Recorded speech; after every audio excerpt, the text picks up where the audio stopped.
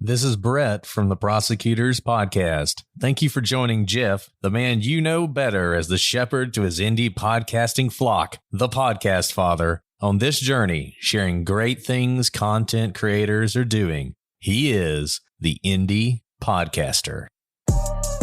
You've been searching for a podcast. Want to know about some great artists? You've come to the right place. Indie Podcaster with your host, the Podcast Father. Welcome back to Indie Podcaster. This, of course, is Jeff Townsend, your Indie Podcast Father. I did want to take a second to thank all of you that have been checking on me during my absence, sending me emails, text messages, Twitter messages, whatever it may be, concerned. I appreciate your thoughts and prayers and everything. I really do. I am back and doing better. All I can say is make sure you take care of yourself. Mental health is very important. I don't want to get caught up on that too long, though, because I have an awesome episode ahead today. This is a good one. I talked to James Cridland, creator of Podnews, which is the go-to source for all podcasting news and information. James is a genius. He's a good guy. Pleasure getting to know him. And I'm excited to share this conversation with you because we get into the creation of Podnews and some things he did before that. And then we talk about his feelings on indie podcasts when it comes to awards. It was in regards to the Webby Awards that came out a few months ago. So it's a cool conversation. Then we talk about indie podcasters in general. So it's a really great conversation that I'm super excited to share with you. I had a great time doing it. I have a hell of a lot of respect for James Cridland. So this is a cool one that I'm excited to bring you. And if you haven't already, I obviously encourage you to make sure that you subscribe to Pod Newsletter or listen to the podcast itself. There's actually a podcast every day, Monday through Friday. So just like the newsletter, it's incredible. It's great stuff. I encourage you to check it out. I don't want to waste too much more time. We're going to go ahead and jump into it. But before we do that, I do need to thank a supporter of this podcast. Let's just take a quick second here to acknowledge a supporter of this podcast, Podden.io. Podden.io is a great service for podcast transcription, and I'm telling you, I can personally vouch for them. They're the most simple and accurate one I've ever used. I absolutely love it, and I do think it's important that all you podcasters listening give it a try and actually have transcription for your podcast. If you use the code IndiePodcaster, you get 50% off your first month. It's worth checking out. I guarantee it. Go to Podden.io. Let's go ahead and check out this stupendous conversation. James, I appreciate you taking the time to chat with me today. It's been a long time coming, man. I feel like I said before we started recording, I've referred hundreds of new indie podcasters to your newsletter. So it's awesome to finally meet the genius behind it all. Excellent. Well, thank you so much for asking. It's very good to visit the Podcast Father. That's caught me a lot of crap from a few industry I'm old sure guards. It has. I've got a few DMs on the Twitter about that. Put it that way. I don't think they quite understood where it was coming from, though. It's not like saying I'm Adam Curry, right? It's saying I'm a nurturing figure to indie podcasters, right? It's not. Yeah. But it's easy to just send a message, I guess, and not look into somebody's work beforehand. But hey, you're a funny guy, James. You really are. So, man, I really do appreciate you taking the time to do this. I'll give you a second to tell us about yourself. There might be a few people out there that haven't heard of you and what you're doing. Yeah, sure. Well, so my name's James Cridland. I'm a Brit, as you can tell from my accent, but I'm actually here in Australia. And I've been writing Podnews for the last 5 years. Podnews is a daily newsletter and podcast all about podcasting and what's going on and all of that. And you can get it for free at podnews.net. Beautiful. It's like you've said that or practiced that a few times. It's very clearly not like I've said that or practiced that a few times. I think I'm still waking up. I think that's my issue this morning. Being in Australia is just completely opposite of most other places in the world that you'd be interacting with. But I imagine it kind of works out for a newsletter. So yeah, it works out brilliantly for a newsletter. So one of the things when I was starting to do Podnews 5 years ago, a lot of what I was planning on doing was just based on workflow. So when is the best time to send out Podnews? Not the best time for the audience, but when is the best time for me so that I can actually produce a good quality product that comes out every single day? And it just so happens that 9 o'clock in the evening is when Podnews goes out for me, which is 6 a.m. New York time, which is a great time actually, because it does mean that I've got all of the day while you lot are asleep so that I can actually focus on putting something out, which is really helpful. Yeah, so the time zone is really useful for that and really bad for other things like, interviews and talking to people on the phone. Yeah, or even catching up with you at all on Twitter. It's like you got a few hour window there to, if we want to talk about some podcasting scam going on. Yeah. Yeah, exactly. So that's a bit of a frustration, but certainly it's very useful, in terms of that. And certainly it's very good, some of my clients in Europe, for example, I will turn around to them because I'm also a radio consultant. I will turn around to them and I'll say, I'll get that done overnight for you. And they think I'm amazing because I work overnight. But of course, it's just a normal day for me. So, so that works really well. You're a radio guy. And I've told this story a million times on this podcast, but I know you haven't heard this story. So I was a radio guy once too, James. I'm going to tell you the story of how my radio career ended. So after college, I got on to kind of worked my way where I was actually like a morning voice thing, which is a big deal in a pretty good sized city. Like you're doing the radio show at 8 a.m., right? It's a big deal. So a couple months into it, I was interviewing a city official and I was super excited about it. It's during rush hour. Everybody's listening. Yeah. And during this interview, I meant to ask her, I meant to make the comment, you've had a successful career. But for some reason, it slipped, and I said, "You've had a sexful career." Uh-oh. I don't know why. It's not like that's not even a word. First of all, let's start out with that. But I have no clue. I guess it's kind of close on the phrasing, but the next day I was in I got kind of moved over to marketing, man. So yeah, that's my story of my radio experience. But wow. I know you're a decorated man in radio, so I'll let you tell yours. Wowee. Indeed, yes. And I've given you an answer, but yes, I was once very much told off for swearing a bit on the radio in front of a live microphone. That was a big mistake. But no, I really enjoyed doing it, actually. It was really good fun to be behind a mic for, I think in total, 10 years in a couple of different markets. And it's a really enjoyable job in some ways, and it's also a really boring job in other ways. And I think one of the things that I found a bit frustrating was, trying to get excited about the same old songs all over again. And yeah, so not much career progression, particularly if you're not very good, as I was. So so that doesn't always help either. But no, really, really enjoyable. And I've worked behind the scenes in radio for the last 30 years or so.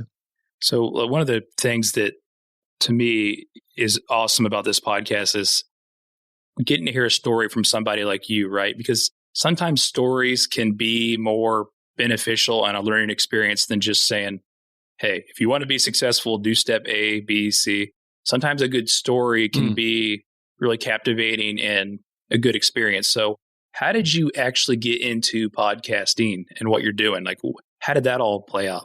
So getting into podcasting originally, I wrote my first RSS feed in March of 2005, so a long, long time ago, prior to even needing anything around iTunes, because there was no such thing as iTunes in podcasting back at that time.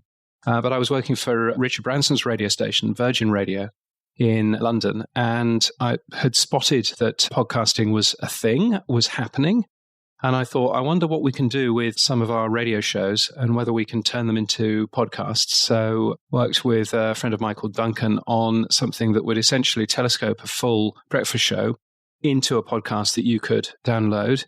And got that launched in March of 2005. We got the first podvertiser in the UK to regularly advertise on a podcast. It was the UK government. Thank you, UK government. And yeah, so that was fun. And also worked for the BBC during my career as well, and, tangentially working with their podcasting side. The way that I got into Podnews was actually a conversation in a pub in Los Angeles, which, of course. And it was a chat with a friend of mine who was basically saying, where do you get your news about podcasting from? And I was thinking, well, there really isn't anywhere. There's nowhere really that has a daily sort of update on what's going on. And I thought, perhaps I have the skills to do that. And that was about 5 or so years ago. It was something called the Worldwide Radio Summit in LA. And I think I must have been the worldwide bit. I think that's basically how that bit worked.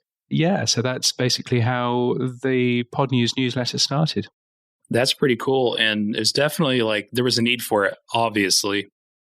How challenging was it starting it? Like, how much planning did you go in beforehand, and how did you execute your plans? So, I mean, I think most of my planning was, firstly, I had to build the tech to do it because I much prefer using my own tech rather than trying to, grab WordPress and see if I can get WordPress to do exactly what I want to do and blah, blah, blah. So I built the website and found a good mailing system that would work.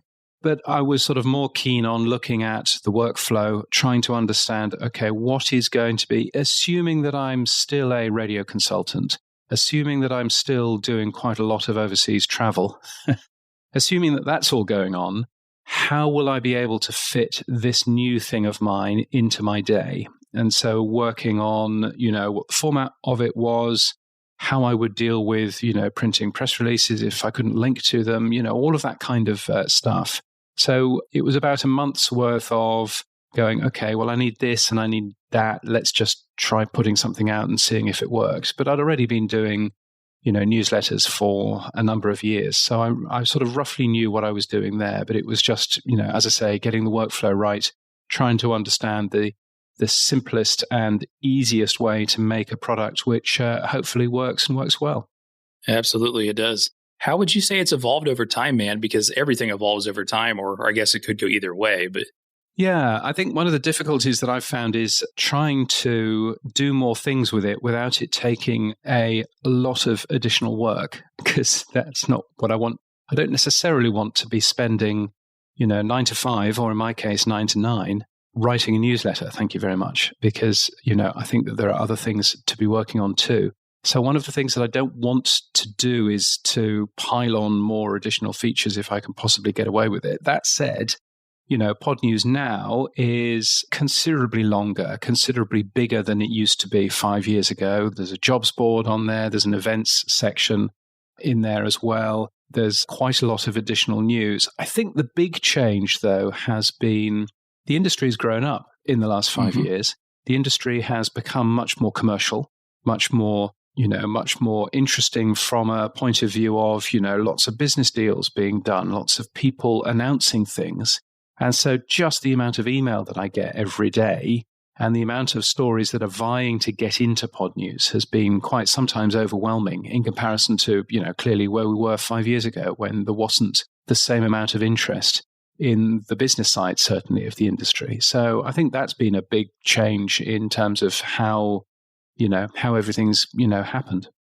So before we kick things off, we only have to do it the right way. Let's just get the sponsor of this episode going here. Tell us about yourself, Greg. Tell us what you offer, pal. Yeah, so if you're a true crime, paranormal, scary, or comedy podcaster and you're looking to grow your show, you can submit an episode to Indie Drop-In. We will play the full episode of your show to an embedded base of listeners looking for your content. Then, if they like you, they'll follow you. And guess what? It's 100% free. I actually pay Tanner and Jeff to get your content. If you can believe that. I don't know how I got roped into being the creator of Indie Drop-In, but I will like to promote your show. How was that, Jeff? That's good. Tanner, what do you think? I think you did a better job than I do.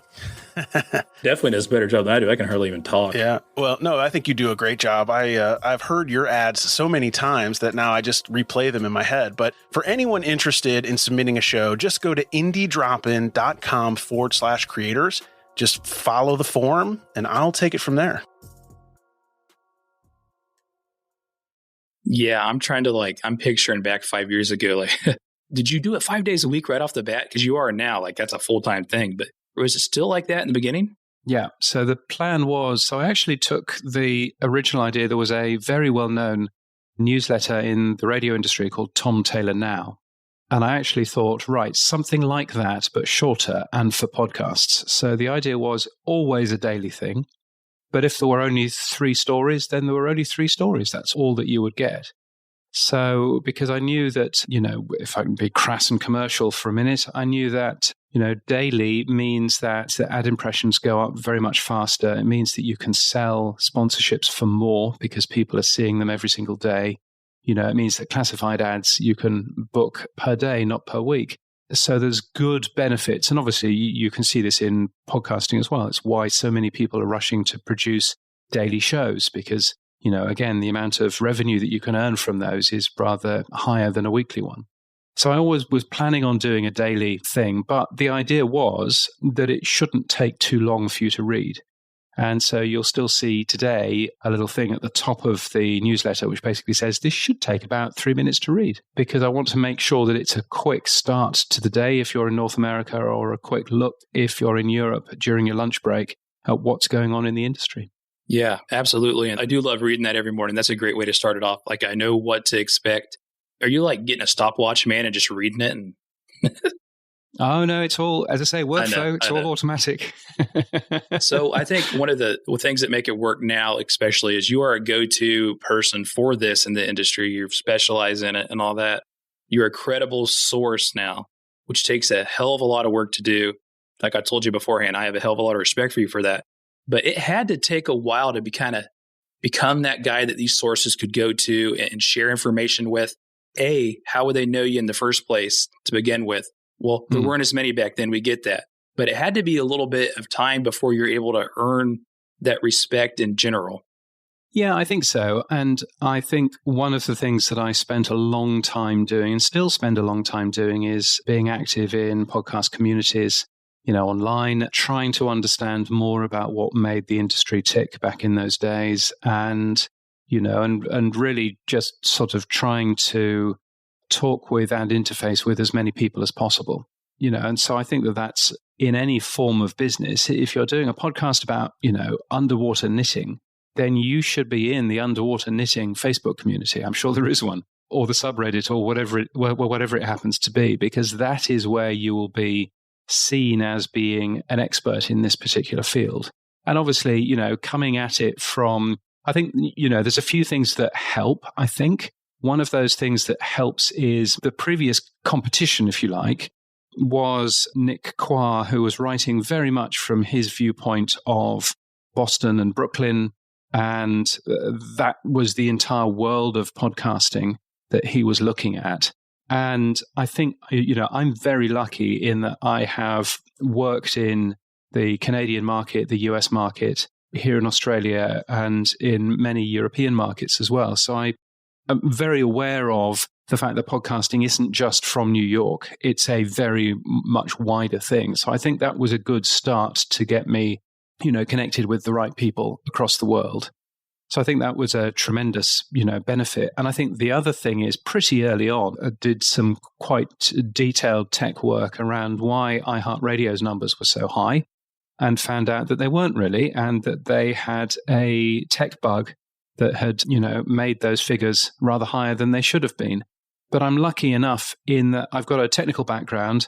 I understand how podcasting works from a technical point of view as well. And so having that, as well as being a journalist, is really helpful, because it does enable you to understand this world a little bit deeper than, if I was just out of journalism school.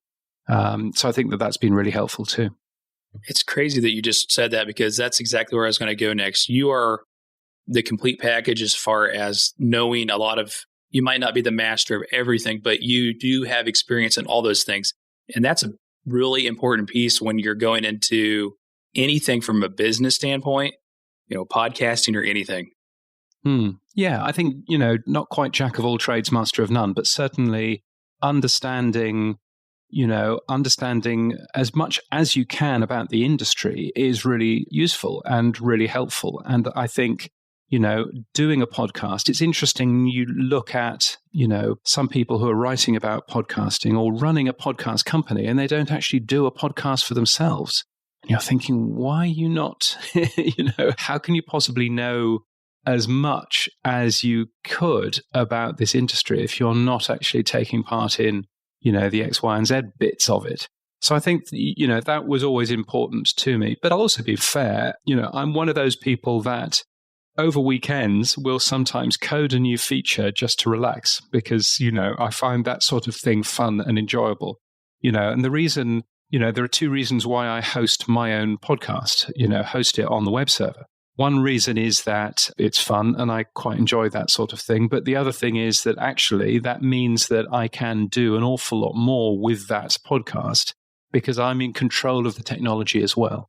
And that's been really helpful for me in, again, chasing up stories, understanding, what's going on in the industry in terms of apps and everything else. So that's been really helpful too. It is a different kind of industry in some ways when you think about it, because there are journalists. Like I used this a few weeks ago in an episode. I was talking with Jeremy Enns. Like if you're an NBA beat writer, right? If you're an NBA writer, I don't know of many of them that have played in the NBA or much, a lot of them haven't played basketball at all.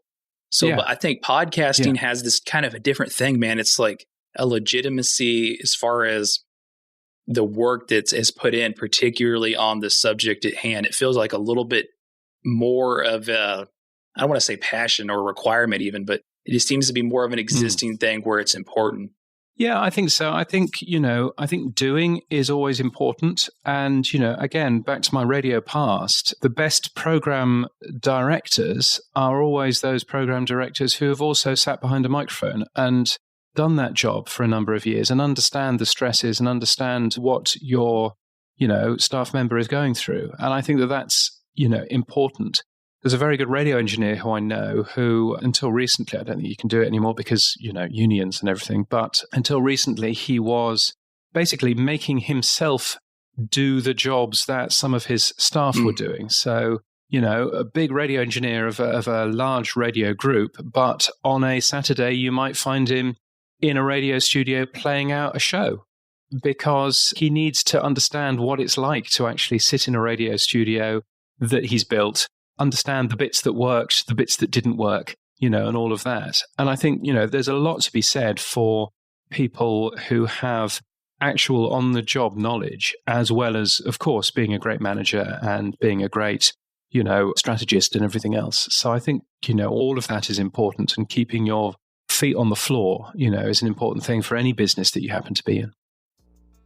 Jeff Townsend here, and I'm excited to talk to my good friend Mark Binder. I'm just kidding. His name is Mark Binder. He doesn't like it when I say that. Mark is the creator, I'm going to say owner just because it sounds entrepreneur-y, of Podtrix, the podcast hosting platform. Thanks for joining us, man. I'm excited to hear about this new Podtrix feed import feature that you're going to share with me and us, everybody, the world. Share it with the world, Mark. World, behold this. The Podtrix feed importer, it's really simple. The Podtrix feed importer is really exciting because it's how you migrate your existing podcast feed to Podtrix hosting. All you got to do is the URL that you would submit to Spotify or Apple or Overcast or whatever, you paste that into the little pop-up that shows up in your show, and you say import. The system then goes and will start importing all of your episodes, whether it be 10 episodes or 10,000 episodes. It will pull in every single episode, all of the audio, your descriptions, your categories. Everything is moved into Podtrix seamlessly and is ready for publishing. This feature is about to go live this week or next week, and will be available to anybody who wants it out of the gate. So what we're really here, this is like the big coming out party for all you current podcasters to come on over and check out Podtrix, right? Oh yeah, absolutely. Everybody's welcome. You do offer something to the listeners of this podcast. If you use the code IndiePod during checkout, you'll get 25% off your first 3 months of Podtrix. That's a good deal. I'm here to support you guys to be creative. You can contact me by sending an email to hello@podtrix.com. I'll be happy to answer any questions that you have. I encourage everybody to go on to podtrix.com right now and check it out and use the promo code IndiePod to get a little bit of a discount. You were talking about the podcasting community a while ago. Obviously, we're both involved in that, particularly pretty heavily on Twitter. That's where we met. But I have like more of a underground podcaster sort of thing, right? Like, and that's what works for me. That's like a lot of my audience. A lot of them are new podcasters, James. We'll call them indie podcasters. I've drove that term to the point where people are cursing at me for saying the word indie so much. But nevertheless, and obviously I heard your conversation with Danny on PodChat. And of course, I fed the indie podcaster question. But there are a lot of different ways to approach like making a podcast. And what I'm really finding out heavily is that there's a complete business approach, right? From like, let's say a pre-existing business. Then there's the just doing it for fun with your friends. And then there's the people that are doing it for fun with their friends kind of, but they think it's going to be a business and they kind of find out. And this is, I daily chat with people asking for advice and stuff. And they kind of find out like, man, this business is not as easy as I was thinking it was going to be because it's a challenge. So you're in a completely different world, but yet I guess I'm saying is we're all the same. ultimately. And I thought it was interesting when I saw that you were talking about the podcast awards that recently happened. And I think it was a tweet or something where you had said, like, I don't think they should be judged any different because we are all the same. And I just was curious about, how do you, James Cridland, interact with brand new podcasters? Do you have a positive vibe towards them? Because it can be a very interesting space to be in. A lot of times the people that have been in it for a long time, and I guess you haven't been in it for as long time as a lot of people, they kind of seem unapproachable. That is not you. So how do you interact with brand new podcasters? I mean, I think one of the things about podcasting that is brilliant about it is that anyone can do a podcast, but more than that, anyone can be on the same platform that all of the big podcasts are on. And so you can, there is nothing stopping you. You can't say that actually about pretty well any other media. You can't say that you can launch a newspaper and be, and get the same distribution as the New York Times. That's impossible. You can't produce all kinds of media things. If you write a book, it's really difficult to get into every single bookshop out there. But if you produce a podcast, then you can be in exactly the same place as This American Life or as Joe Rogan's a bad example, but you know what I mean. You can be in all of those places. And I think that is really exciting. And there's a job that podcast apps have in terms of surfacing some of the shows that people might want to go and have a listen to. There's also a job in terms of marketing for yourself. But I think that's the exciting thing about podcasting. And a lot of people jump into it because, well, it's easy, man. It's just like, it's like making a video, but without any pictures. And then you realize that actually, no, it's not. And I think a lot of the large podcast companies out there have had lots of money piled into them because podcasting is supposed to be really easy and simple and straightforward. And then they realize that, no, actually making great audio is really difficult. And making audio that people will come back to every single week, every single month is really hard. And so I think that's where the disconnect is. I think, from the indie podcaster's point of view, the first podcast conference that I went to in June of 2005 was the first podcast conference, PodCon, I think it was called, in London. Was it PodcastCon? Maybe it was PodcastCon. But anyway, I was standing there as the person from commercial radio, sharing what we were doing, sharing our traffic stats, because I thought that it was a good idea, talking about the idea around seeing if we can help share music and get PodSafe music in, because as a music radio station, that would be a cool thing, wouldn't it?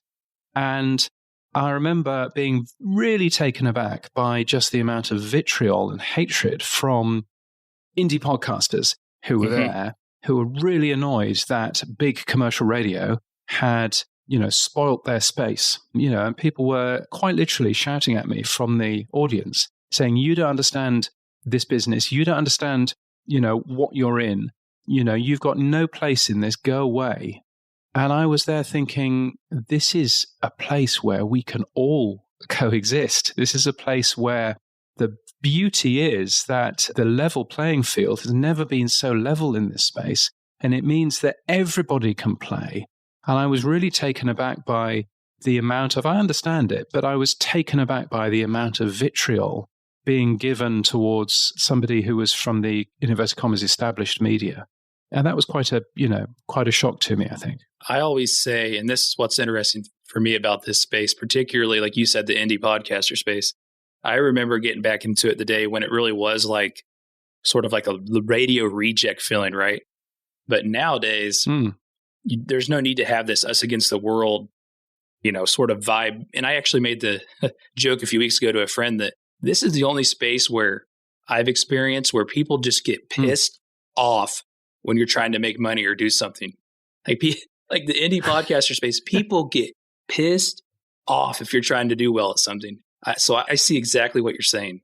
Yeah, I don't know whether the indie podcast space gets annoyed when you do well, but I think that there's a certain thing in some parts of the indie podcast world, and particularly in fiction podcasting, which is still its own world, its own clique, that, fiction podcasters talk to themselves and nobody else and get really upset if you say anything. And I think that that's not particularly helpful. And I think at the end of the day, any growth in podcasting benefits us all. And the fact at the moment is that, we're somewhere in the region of 26% of Americans listen to podcasts every month. That's a great number, but we've still got another 74% to go. We can still grow, and there's plenty more space for all of us. So I think having a rearguard action of trying to elbow new entrants out of the podcast space isn't particularly helpful. But also conversely, coming back to your point about the Ambies and things like that, I think conversely, there's no place for an indie podcast award, because what are you saying there?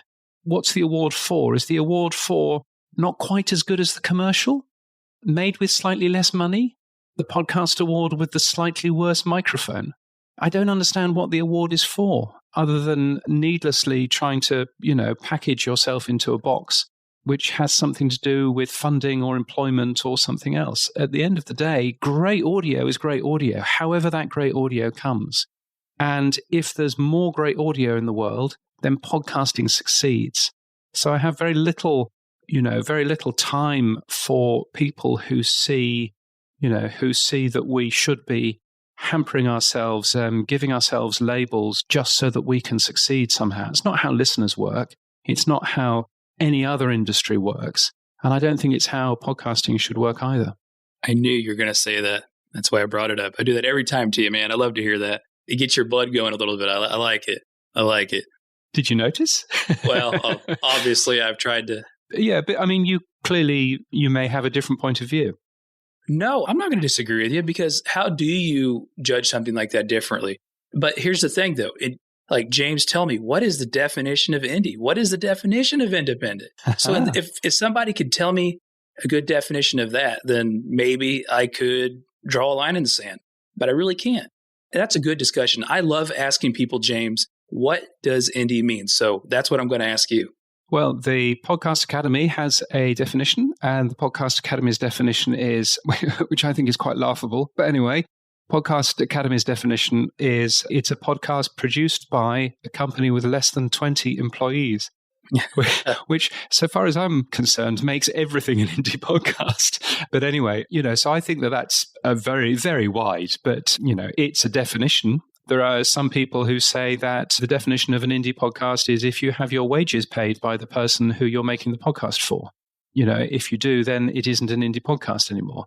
I really don't know what the definition is. And again, I fail to understand how it's helpful. We understand, I think what an indie podcaster is. It's someone who is coming into this world who doesn't have the backing of a large company and who wants to produce a great piece of audio. Fantastic. I think that's a wonderful thing. But I don't necessarily think that it's something that can be used to divide, because I don't think that that's particularly helpful. I think division in any part of society isn't particularly helpful. And to hide away because I'm an indie podcaster, therefore I'm not talking to you, iHeartRadio, or worse, to hide away, I'm a fiction podcaster, therefore I'm not going to talk to anybody else in podcasting at all, and why won't you listen to my zine? All of that stuff is just deeply unhelpful. And I think we're at a point where podcasting at the moment has so much space to grow. It's such a incredibly powerful thing. And a lot is said about podcasting being intimate and podcasting being, an incredibly intimate medium. But actually, I know from my background working in audio that is absolutely true. And so I think, we have an incredible thing here that we don't need division and strife and enemies in this industry. And that, I think, has been what's so exciting about it, certainly over the last 10 years or so, is that it has genuinely been people trying to help each other and people trying to grow the medium for the benefit of everybody. A rising tide gathers all boats, as they say. And I think that's, always a good way to have a think about these things.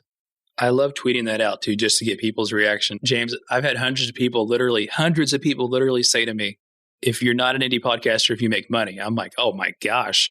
Well, I guess, I'm not an indie podcaster, and there's a lot of other people that make a little bit of money that rule them out. We're with the big dogs, I'm in the same league. Yeah. So no, great definition, but yet not a definition, because there really isn't one. Yeah, because there really isn't one. And until A, there really isn't one, and B, there's no real need for one either. I just don't see how it helps anything I don't see how it helps move our industry forward. I know that even people get upset when you use the word industry. Our movement forward, I don't think it does. And so therefore, coming back to Podnews, I will cover any news, any stories. And if people say, well, there isn't enough about, such and such part of the industry, the reason for that is that such and such part of the industry isn't producing the news, isn't sending the news to me, isn't making that news available in many of the other, many of the RSS feeds that I read and everything else. That is why if there's, some parts of the industry who feel that they're being ignored, you're being ignored probably because you're not telling anybody about what it is that you're actually doing. I'm really proud to be an indie podcaster, but I do know one of the things that I have the most difficult time keeping up with is editing this very podcast. It kicks my butt every week, but I will tell you, I did find a solution to this and a team that I can trust to edit my podcast, the team at How's It Podcasting. I met these guys online, and I'm not going to lie, I was a little skeptical at first, right? Like, this is my baby, and for me to trust somebody else with it was a really big deal. I did give them a shot, and I've just been so satisfied with the results. They understand that you don't have the most amount of money to spend. They have very affordable options to edit your podcast.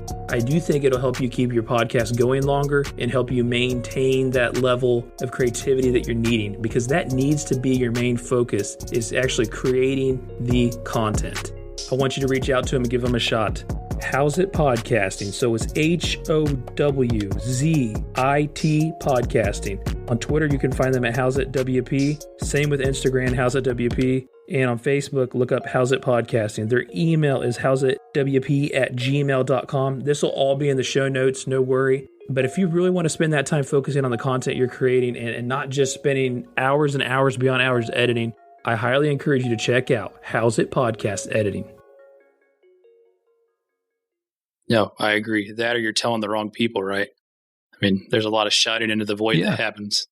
Oh, there's a lot of both shouting into the void and there's a lot of echo chamber stuff, and I think one of the things that I'm keen to do is to make sure that great audio, whatever form that takes, is celebrated as much as possible. And we can actually see people having success, in terms of that.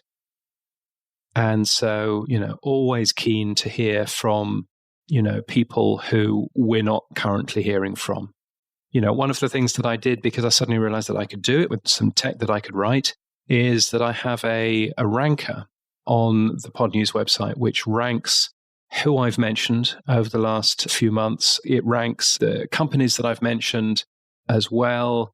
It looks at gender balance, because gender balance is relatively easy. It's not perfect, but it's relatively easy by looking at somebody's name to work out if they're a boy or a girl. So it's measuring that as well. Can't measure other sort of parts, but at least there's some sort of check and balance there in terms of who am I covering, what companies am I covering, what's the gender balance of the people who I'm covering, and so on and so forth. I think that that's an important thing to end up doing as well. So, so I'm quite serious in wanting to make sure that as many people are covered as possible, and, always very serious in making sure that it's not just from the US. Because there are so many incredible podcasting stories that are coming from, places like Africa, India, and lots of parts of Europe as well. And I think it's important to, make those visible as well. Well, what if I'm going to tell you that my life goal might be to rank on that and be in those rankings?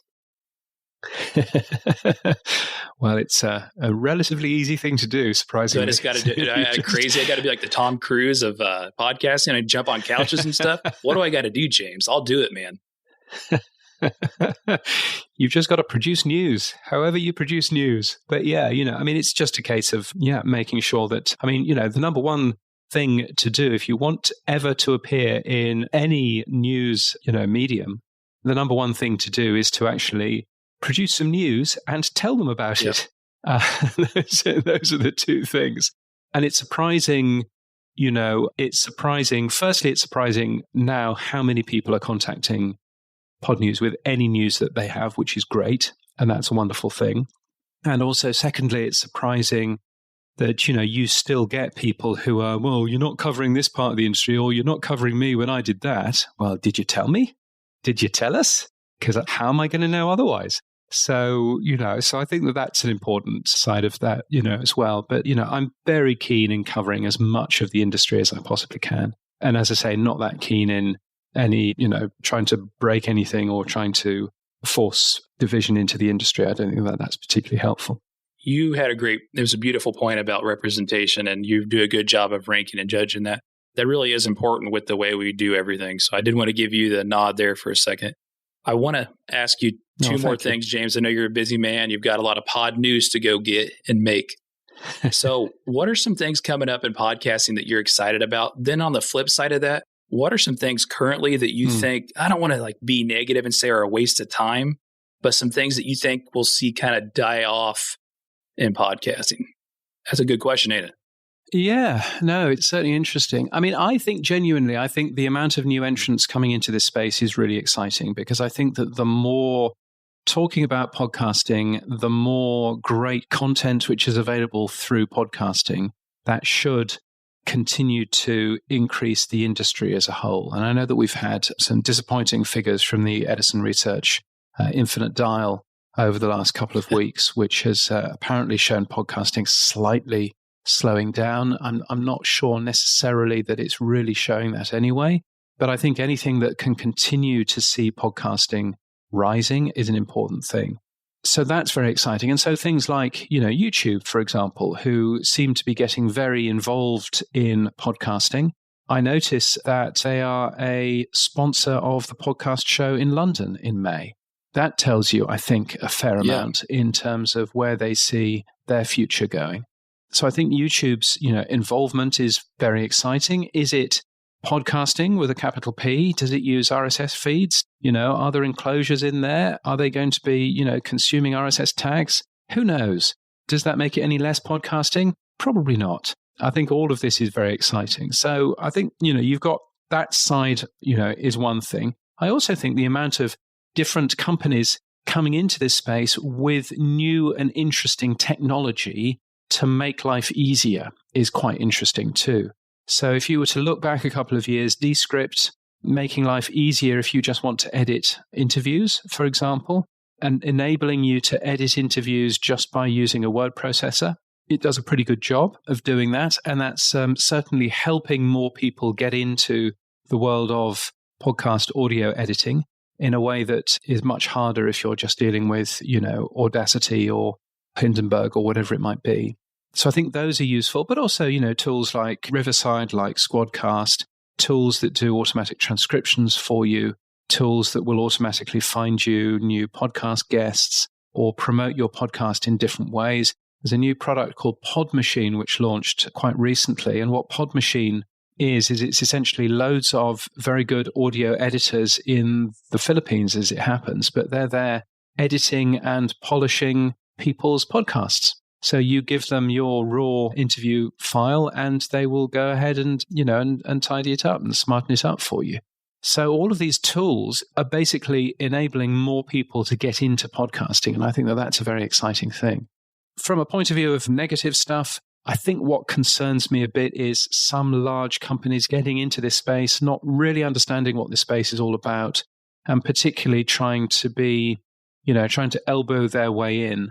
Some of what Spotify does is concerning to me because I don't think it's necessarily particularly helpful to the industry. And, there's a lot of proprietary stuff. Acast doing a great job at the moment of spamming lots of people across podcasting, trying to get you to move to their podcast host. I've had at least 50 people ask me about those emails, by the way, that they get from them. Yeah. I mean, my point on all of this is imagine if everybody in the podcast industry did what Acast are doing. It would make it impossible to even exist. We'd be bombarded by these emails. They're relatively unrepentant and they say, well, it's just marketing and it's part of our marketing plan. But it's a nasty way of marketing. It's a poor way of, annoying people is unlikely to really work. So from that point of view, I think that it's a pretty sad thing that they're doing. There are lots of really good people at Acast, and I'm surprised that they're allowing their company to be, brought down in this way. But, so it's companies like that who are sort of, jumping in and not fully understanding, either slagging other people off or not fully understanding how the industry works and how actually, if we work on open solutions and we work on bettering the industry in total, then everybody wins out of that. Well said. Well said for a Podnews creator, James Cridland. Man, I appreciate you taking the time to chat with me. I don't want to hold you up all day. I know you're busy. It's been an awesome conversation, man. And I think that, and I will, of course, give you a second to talk about where to find all the great things that you're doing. But I really do highly encourage anybody that's listening to make sure you have signed up for the newsletter, because it's a good, quick read and it's informative, especially if you're interested in, honestly, anything involving podcasting. I think it's a great read. Oh, well, thank you. That's really kind of you. That's good. Yeah, give us the spill, man. Where do we find all this awesome stuff that you're doing? Because you actually have another podcast that you're doing as well, too, I know. Yeah, so the main Podnews newsletter is at podnews.net, and it also comes out every day on your smart speaker and as a podcast as well, if you want to have a listen to it in that way. I also do a weekly podcast which is called Podland, which delves a little bit deeper into some of the issues in the podcasting world with a friend of mine, Sam Sethi. Sam and I have been doing this podcast for over a year, and the first time that we actually met physically was a couple of weeks ago at Podcast Movement Evolutions, which was weird. So that was quite fun. So that's all good. You'll find Podland available wherever you get your podcasts, or as I quite often say, in all good podcast players and in Spotify, which I'm sure has made a lot of friends at Spotify. But anyway, so that's a good thing. And if you're interested in some of the other things that I do, then my personal website is at james.cridland.net. Again, man, I appreciate you taking the time. It's a great pleasure. Thank you so much for asking me on. I appreciate it. I'm going to have to just keep asking you every month, maybe, just to see how far I can get you to go. So I appreciate it, man. Who knows? Thanks for listening, and thanks for telling a friend. But more importantly, thank you for supporting independent content creators. I hope you enjoyed this episode and continue to listen to the upcoming ones. I'm really trying to do something special here by highlighting all the amazing things all these amazing content creators are doing. I hope you continue to join me on my journey. I'm Jeff, aka Podcast Father, the Indie Podcaster. Keep being you, keep being great.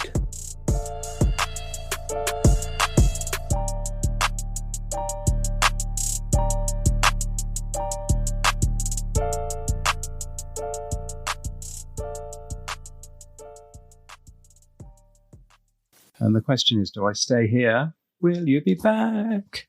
Are you gonna come back? Will you be back? Are you coming back?